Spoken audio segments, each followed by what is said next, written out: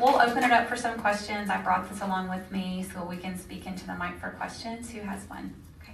I've got one to address all the panel without, compromising privacy. There's a couple that we're familiar with.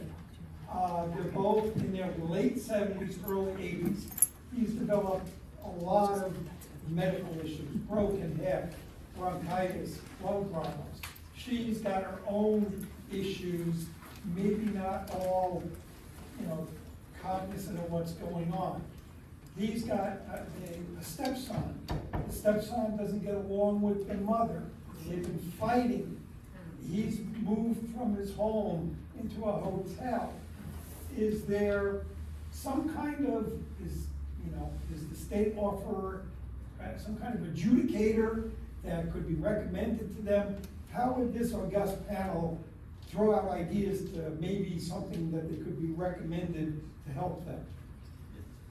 Well, I'll just start by saying, if it's a married couple, then generally the spouse is the first person, Sure.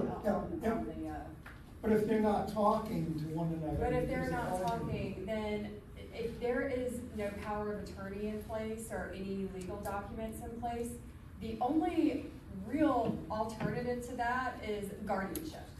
And that's a process that I didn't really get to in in my synopsis, but I didn't talk about the scary things that happen if you don't have it, the power of attorney and all of your docs in place. Is that's basically where you sue that person. Let's say the stepson wants to get guardianship, okay? So he's gonna have to get a lawyer. They're gonna petition to the court for guardianship over this person. And what you're essentially doing is you're suing that person to take away all of their rights to make their own decisions. Sure. And it's a terrible alternative. And it's not expedient. No, it's not. And it's, it's something that's kind of happening to you. You know what I mean? It's happening for you, but it's not, it may not be necessarily the person that you would choose. Right. So that would be a legal remedy. That would be short of having that. What else could you perhaps recommend to this couple? Another thing you can look at is we work with geriatric care managers. So they're kind of a step down from a guardian. You can fire them, they're not going to take your rights away, but in some extent they kind of act as like a power of attorney without having that power of attorney. They're advisors on how to get specific things done. So like for the gentleman, your friend that has most of these health issues, if this is all frequent and he's still in his right mind, maybe he just needs some help coordinating all this care. We have people who we work with a lot that need geriatric care managers temporarily while they contemplate all these different surgical options. If they're looking at different surgeries, the geriatric care manager will basically organize it and say, this is what I would recommend, this is how I would do it, that sort of thing. When you get into somebody who has dementia and may not be making the best decisions for themselves anymore, that's kind of when you're forced to do the guardianship. Okay, so the state doesn't have like a program for like mediators that can come in that are kind of nonpartisan to the husband or to the wife that could sit down and help mediate what should be done for them? Your DCF is about the only I was going to say DCF can be called if you feel somebody is in danger because of that situation or not safe. I know too, Elder Source has a lot of supportive services, but you do have to break through the barrier of them wanting help and it being allowed there. So when you say DCF, is that county-based? Department of Children and Families, they can be called if there's a senior issue or they watch out for children as well as county-based. No, that's at the state level. Yeah, that's at the state level. Sorry. But there's specific DCF case managers that work for each county. Okay. Yeah. Thank you. We're going to go back to Edie. Hey there, all these documents, where do they go? Who should keep them? Who needs to know? Besides people put them in their Bible, I know. People put them in all kinds of But I'd like to know the official answer for all of those. So I always recommend a safe but accessible place, okay? So we have nightmare situations with safety deposit boxes because they are notoriously hard to get into, even if you know, if you're not on the account, the bank is like, out, you know, you're out of luck. Even though we put it in our POA, we put it in our trust, we put it in everything that we got, you know, they don't care. So I always recommend somewhere safe that the people that you have nominated in there, you tell them where the documents are. If you don't want to give them the documents, you don't have to, but keep them somewhere that they can be accessible to the people that you've nominated so that they can get them when they need them. Okay, now, if you work with most attorneys and you know, like myself, we have everything digitally. A lot of stuff can be done digitally. The only thing you really need to worry about is having an original will. If you don't have a trust, you know, you're gonna need an original will. I always tell everybody, don't mark on anything, because just leave it alone. We put it in paper protectors and kind of threaten everybody not to mark on anything, because you could invalidate it that way. So, you know, keep your stuff where you keep most of your, you know, important documents, such as passports, you know, birth certificates, things like that. I used to recommend the fireproof safe. If somebody has the combination, you know, I mean, I think it's just really important to know that, you know, people are going to need those documents, right? So keep them accessible, but safe. A lot of people like above the refrigerator, believe it or not. That's like a great place. I don't know if you ever put anything above the refrigerator, but that's a good spot sometimes.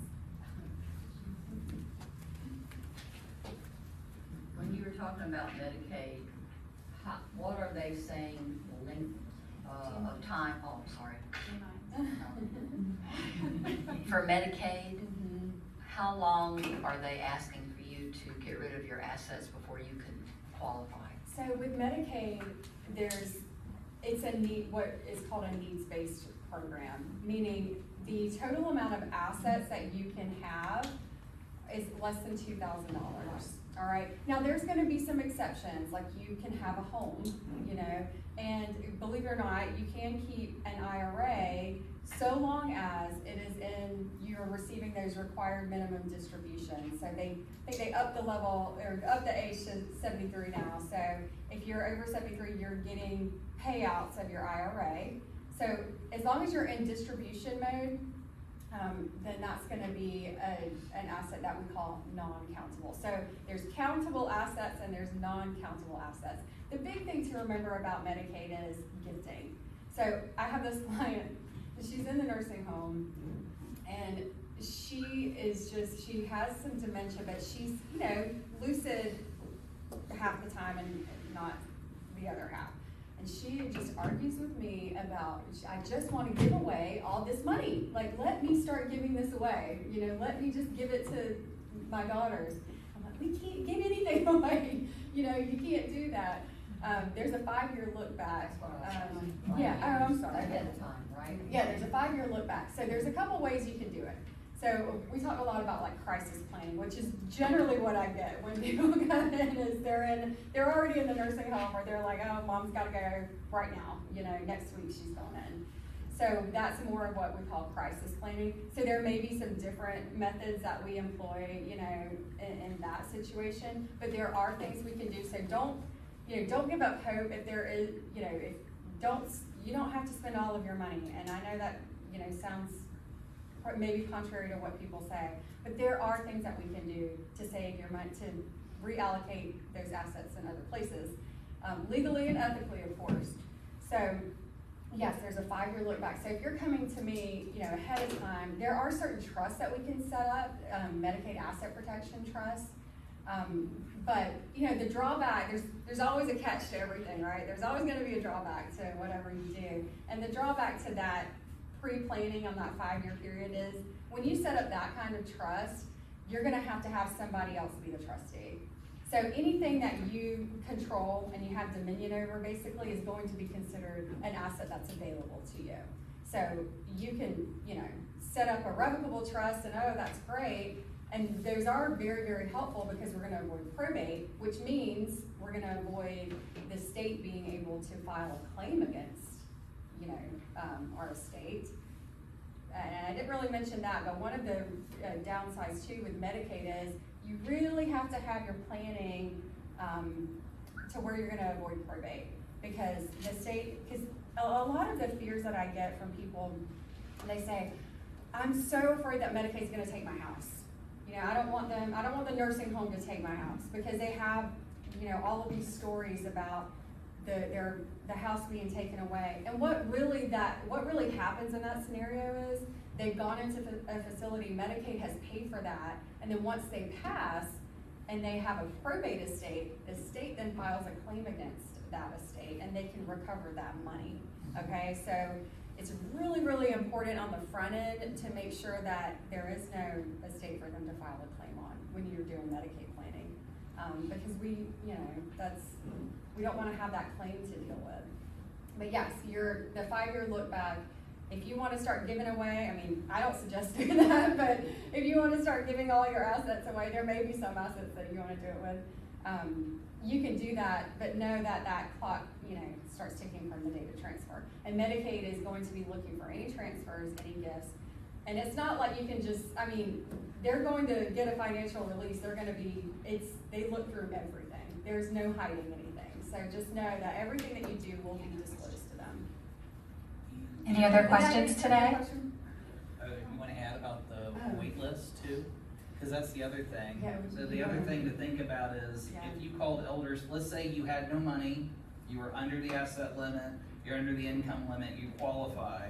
If you call Elder Source today to start that Medicaid application, for the waiver programs that most people want, it takes about a year to a year and a half from the time you call. So that's why it's important to have all of your legal planning done. If your assets are already protected way in advance, you can call and just have the normal wait time instead of have to also wait for Emily to do all your legal planning. Yeah, the backup, it's ridiculous. Yeah. You know, even with skilled nursing, you know, when we're looking at long-term care applications, I mean, we're seeing 8 months, you know. There's been a shift in their system, which has just created, you know, problems for everybody. But yeah, I mean, they're understaffed, we're not dealing with, and I don't know how to say this as, you know, PC or as nicely as I can, but you're not always dealing with someone that's gonna understand what it is that we're doing. So as simple as we can make that application, the better. So pre-planning is very important when you're doing your application. When you're talking about application, you're saying that when you turn in the application, I don't mean as an individual, because when I did it for my mom, she really didn't have anything. Yeah. So what I did was I hired an attorney that specialized in Medicaid.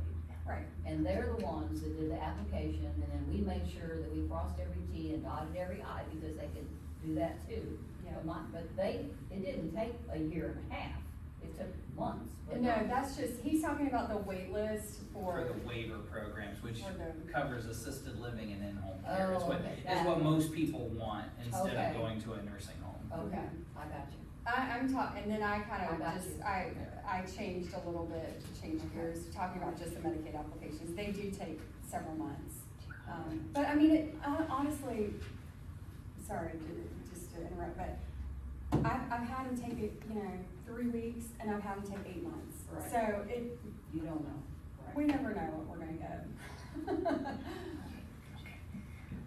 This question's for Emily. On the advanced directive for dementia, is there like a state recognized criteria at which that kicks in? For example, your client who's lucid half the time and not lucid half the time, would that advanced directive apply? Yes, so I'm glad that you asked that question, because that's a really common misconception about, someone who has dementia, meaning if they get diagnosed, that doesn't mean they can no longer plan. What that means is I have to catch them on a good day or at a good time so that they are lucid. The standard for an attorney, just so you guys know, ethically, we have to assume that a person has capacity. Now, there are little things that we can do, you know, really having a conversation with them, but also little tests and things like that that we can do without them really knowing. But unless they have been determined by a doctor or a court to be, you know, incapacitated mentally, then I have to assume that they have capacity. So I do have a lot of clients with dementia, and we are able to still do a lot of planning because they have lucid moments. I just have to make sure that they know what we're doing when we're doing it. And sometimes that doesn't happen, but a lot of times it does. Because the alternative is a lot scarier, you know, and I just want, like, don't give up if someone has dementia. They have, you know, a point in time where they have some lucidity and they know what they, you know, want to do. We can get it done most times, because I really, you know, it's so much more important to have them do it than have to go through a guardianship or something like that. But yeah, that's a really good question. So it doesn't mean the end of the line. It just means we have to catch them at the right moment. Yes, I'd just like to hear a little bit more about respite care.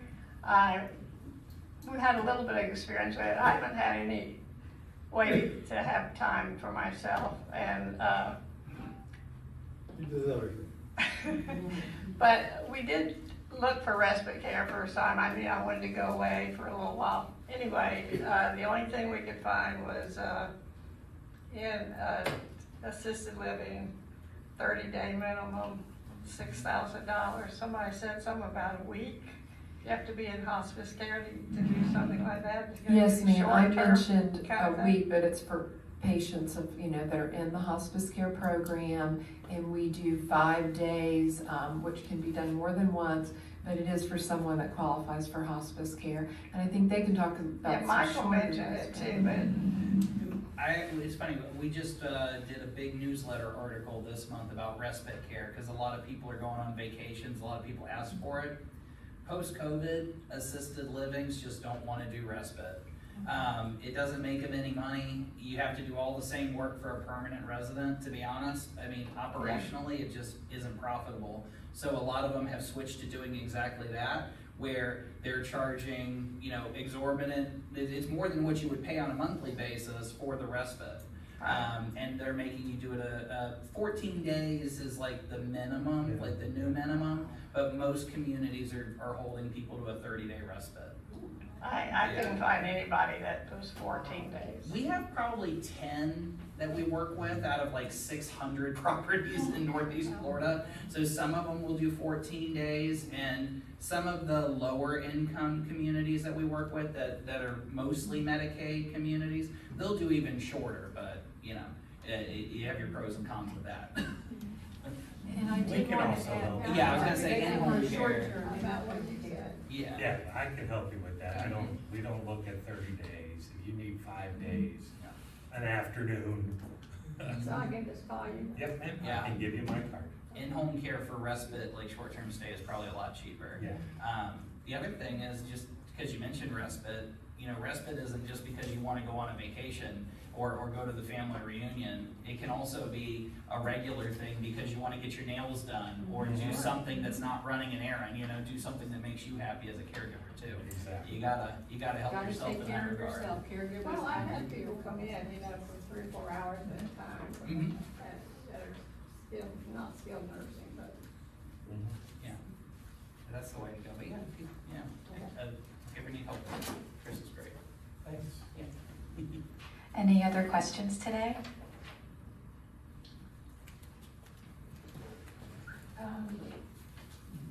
So thank you for all the information. We are always looking forward to new information. This is all new to most of us. But in terms of once a document is prepared and in place, but it's this is a living document, so it depends on what the person's circumstances would be. So is there, I don't know what the maintenance cost associated with a document that's prepared, and is that a monthly fee or a one-time fee? We started doing something that's like a year, like an annual review. So Okay. we just kind of, with our clients, we'll look at, okay, what do they have in place? What are the new regulations or what new legislation has, come out that we have to update certain things with a lot of the retirement account legislation that's been happening the past few years has given us a little bit of a fit sometimes, but we'll have to update accordingly. So generally what I do is I just, kind of go through and look, okay, who's coming up on, a year or 2 years or 3 years. 3 to 5 years is what I say, just, and this is very, generalized, obviously. Take a look every 3 years and look and see what you have. Make sure everything is still how you want it to be, and the people are the right people. Because a lot of, life happens, people pass away, people have their own, they move away, they have their own issues. So, I just say take a look at what you've got, and then a lot of people will, just update that plan, at that point in time. It's on an as-needed basis, or if there's a big change in legislation or something like that. I haven't, as far as like, if you have a trust or something like that, you may want to look at it a little closer with distribution because, like I said, there's been certain legislation that's happening with retirement accounts that has changed certain things, but like, your power of attorney and all of that, you just want to make sure that your nominations are there and that the appropriate language is there for whatever you need in your life circumstance at that point. So, yeah. Did that answer your question? Oh, yes. It's a living document, so it is. move around. Yeah, exactly. I mean, and it's going to change. Things are going to change as you age, and as the people that you're living your life with may not always still be there. So. And it's not just the people in your life; it's the banks that you have your accounts with. They Don't give get me you a started. merger notice. You need to get new paperwork. It does not go over. And, Yeah. And The banks are not always my friends. The other part of my question is, people are, they move around. Yes, they move do. from state to state, so if we do this trust document in the state of Florida. Nothing is filed. I do want to explain that because, I had a client call me freaking out that she wanted to make a change. And, oh my gosh, everything's already been filed. Nothing is filed anywhere. Okay, so the trust isn't recorded. That's the beauty of the trust, is it's private. That's really one of the main points, is keeping everything private and keeping everything done just, through the family or your loved ones that you have nominated and have beneficiaries of your trust. So nothing is filed with the county or anything like that until, maybe a deed or something like that is recorded and we'll have to file a POA or, an affidavit or something like that. But it's all, these are your private documents and that you share with your healthcare providers and your loved ones that are going to be nominated in those. So. All right, we'll do one more question and then we'll break for lunch and then, but thank you all so much for coming. We'll do one more question. Yes. Question is for Emily. So we have a revocable living trust that has been prepared for 6 years, maybe going. So like a lot of planning in there. But my question to you is, are we able to change an estate lawyer? Is there any state regulation? Do we need to inform him that we are changing, we are going to another different? No, you can do whatever you want. Okay. Any attorney that does estate planning, that does, trust and things like that, they can just pick up where that person has left off. So you don't have to necessarily inform them, but you can, if you want to. It's truly up to you. It happens a lot. People, Yeah, but the new state lawyer that we will hire, we will have to communicate with them. Hey, your previous client is with me now as a courtesy. There's no federal or regulation. Unless they have just kept all of your documents under lock and key, then we have to get access to them. Okay, that's good. Thank you very much. It'll be the most recent one that stands. Yes, the most recent. And if you are gonna change things, this is just to let you know. Let's say you do a new will, make sure you get rid of that old will. Shred it, do whatever. We don't like to have wills lying around, it's like Aretha Franklin had like 4 different versions of a will. Like what, what does she really want here? So stuff like that. Great. Thank you guys so much. Thank you to our panel.